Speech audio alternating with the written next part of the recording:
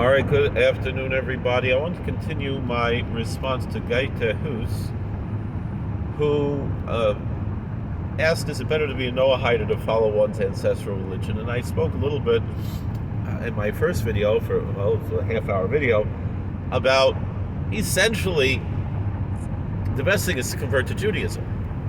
If you believe the Torah is true, you should convert. Now, this question about being a Noahide or following one's ancestral religion, part of that question has to do with, well, what do you believe to be true, right? I mean, to me, personally, the apologetic claims of Judaism are the most convincing. I mean, I know some of my Rebbeim say that we shouldn't talk about apologetics. We should talk about our relationship that we have with the Almighty and so forth. But other religions, they also experience that. So to say that apologetics are not the answer it's problematic to a certain extent. Meaning, because if it's not about apologetics, so then it should just all go by one's ancestral religion. Meaning, if you're Jewish, and that's your ancestral religion, that's where you'll have your connection.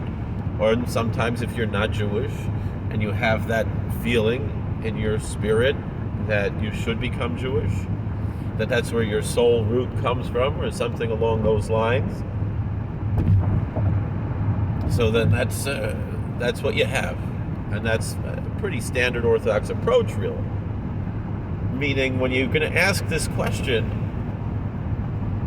well, you're gonna have to ask it in the Jewish sense as well. Meaning, I hear, the standard answer. You're going to hear an Orthodox rabbi going to say, like, who would even imagine the nonsense of these other religions? That's all nonsense. It doesn't make any sense. It's all silly. We know we have the real thing, and that's it. And so what are you even talking about? What are we even discussing here? Right? So in general, for most Orthodox Jews, first of all, there's usually no question about Judaism or anything else. But if there's going to be a question, it's going to be Judaism or secularism. Or between Orthodox Judaism and perhaps a more liberal approach to Judaism that really isn't liberal, but especially today tends to be leftist and somewhat leaning toward racist in some ways.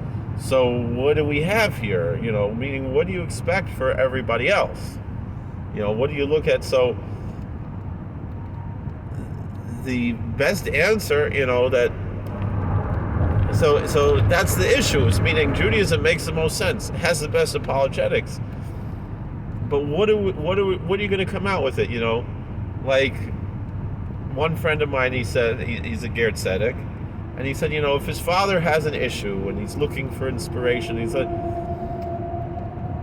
he can't send him to go to an Orthodox synagogue, and that's where he's going to go and be accepted and get his spiritual needs fulfilled. He's going to see that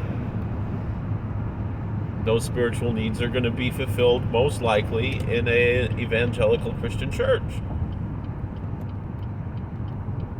That's just the reality. Because he's not going to be warmly welcomed in the Orthodox synagogue, right? So, that's a problem, right?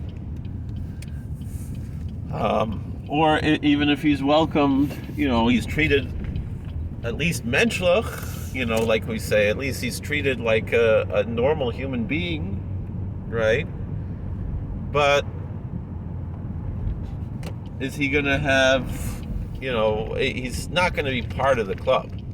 He's not unless he's really ready to convert to Judaism, and it's gonna and they're gonna make you go through all these hoops that are really unnecessary in halacha to get there.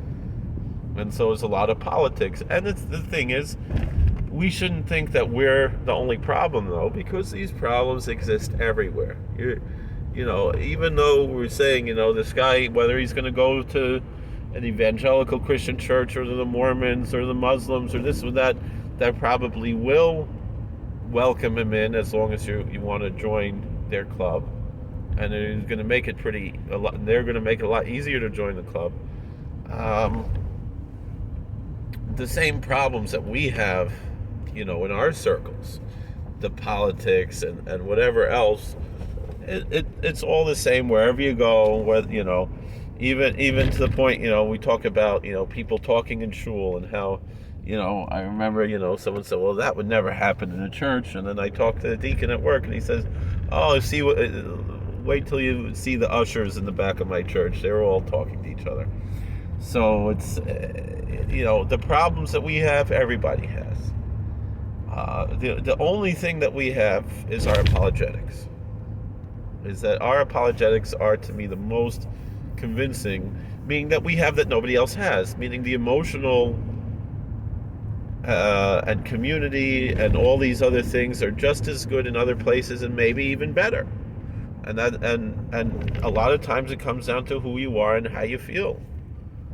And everybody has their own thing, But I see someone with a Germanic name, I assume, asking about ancestral religion, and it makes me think that perhaps we're talking about someone who's seeking to have these reconstructed neo-pagan religions that, meaning their ancestors for over 1,000 years have been Christians, but now all of a sudden, they're concerned about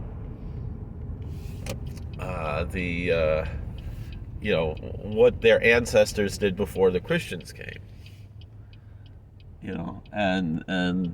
There is that movement within that's existing now in a lot of, especially among people of Norse and Germanic ancestry.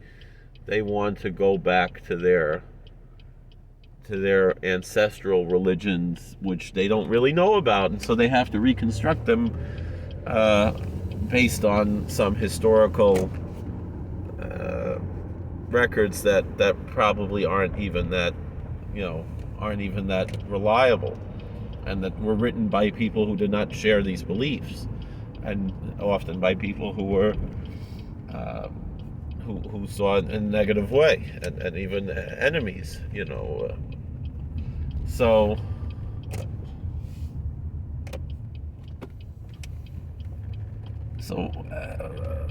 if someone is asking, is it better to be a Noahide,